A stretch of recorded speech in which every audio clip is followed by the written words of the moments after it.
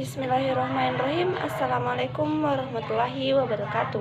Perkenalkan, nama saya Maharani, kelas 29B, NIM 1947240045, mahasiswa Universitas Negeri Makassar, Fakultas Ilmu Pendidikan, Program Studi Pendidikan Guru Sekolah Dasar. Tujuan saya membuat video ini yaitu untuk memenuhi ujian akhir semester dengan mata kuliah konsep dasar IPA di SD dengan materi peredaran darah pada manusia. Untuk lebih lanjutnya, silahkan saksikan video berikut ini. Selamat menyaksikan.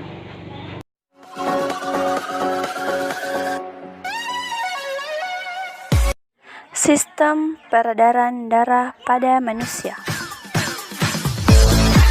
Yang pertama, apa itu sistem peredaran darah? Yang kedua, organ peredaran darah.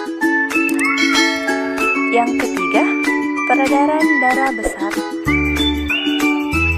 Dan yang keempat, peredaran darah kecil. Yang pertama, apa sih itu sistem peredaran darah? Nah, sistem peredaran darah adalah suatu sistem yang berguna untuk menyalurkan berbagai zat penting seperti nutrisi dan oksigen dari jantung ke seluruh tubuh.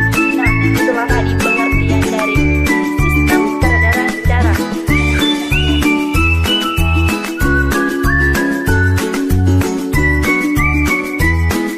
Peredaran darah pada manusia juga memiliki pengertian lain, di mana peredaran darah tertutup dan peredaran darah ganda. Mengapa peredaran darah manusia disebut peredaran darah tertutup? Karena darah mengalir di dalam pembuluh darah yang saling berhubungan. Sedangkan peredaran darah manusia juga disebut peredaran darah ganda karena darah mengalir ke seluruh tubuh dengan melewati jantung sebanyak 2 kali. Lalu yang kedua yaitu organ peredaran darah. Organ jantung.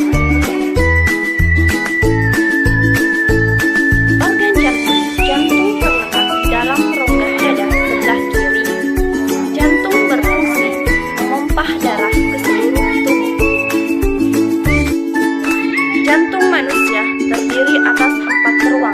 Yang pertama, serambih kanan. Yang kedua, serambih kiri. Yang ketiga, bilik kanan. Yang keempat, bilik kiri. Antara serambih dan bilik dipisahkan oleh katup. Katup tersebut berfungsi agar darah yang sudah ada di bilik tidak kembali ke serambih.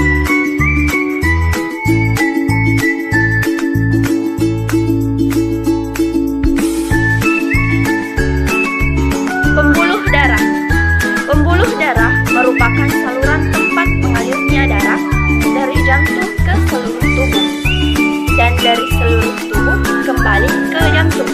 Itulah tadi pengertian dari pembuluh darah. Pembuluh darah terdiri dari pembuluh nadi atau arteri dan pembuluh balik atau vena. Nah, pengertian dari pembuluh nadi atau arteri merupakan pembuluh yang mengalirkan darah dari jantung ke seluruh tubuh.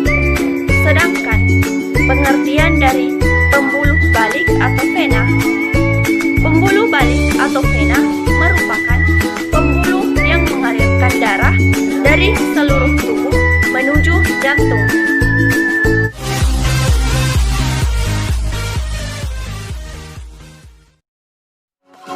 Selanjutnya, ini adalah perbedaan dari pembuluh nadi atau arteri dan pembuluh balik atau vena.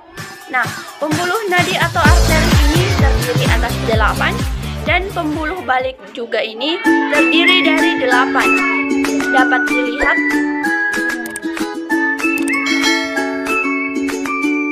pembuluh nadi dan pembuluh balik. Pembuluh nadi yang paling besar disebut aorta. Pembuluh nadi dan pembuluh balik bercabang-cabang. Ujung cabang pembuluh terkecil disebut pembuluh kapiler. Pada pembuluh kapiler inilah terjadi pertukaran oksigen dan karbon dioksida.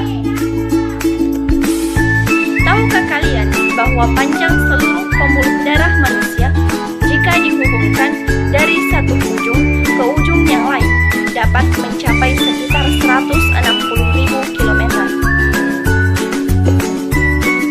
Fungsi organ-organ peredaran darah. Yang pertama, serambih kanan. Serambih kanan berfungsi menerima darah kotor, darah kaya karbon dioksida dari seluruh tubuh. Yang kedua, serambih kiri.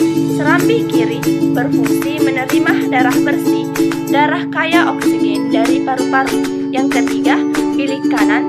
Bilik kanan memompah darah kotor dari jantung ke paru-paru. Yang keempat, bilik kiri.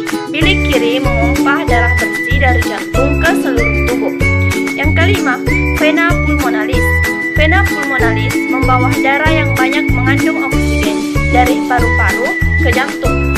Yang keenam, arteri pulmonalis. Arteri pulmonalis mengalirkan darah yang banyak mengandung karbon dioksida dari jantung ke paru-paru. Yang ketujuh, paru-paru berfungsi sebagai penyuplai oksigen ke dalam darah. Itulah tadi fungsi organ-organ peredaran darah. Peredaran darah besar. Pengertian dari peredaran darah besar. Peredaran darah besar adalah peredaran darah yang berasal dari jantung menuju seluruh tubuh dan kembali ke jantung. Itulah tadi pengertian dari peredaran darah besar.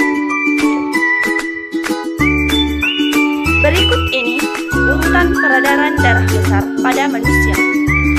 Bilik kiri mengandung darah yang kaya akan oksigen, memompah darah ke seluruh tubuh melewati pembuluh aorta, kemudian melewati pembuluh arteri menuju tubuh bagian bawah dan tubuh bagian atas. Setelah peredaran darah sampai ke seluruh tubuh, terjadi pertukaran gas oksigen dan karbon dioksida pada pembuluh kapiler.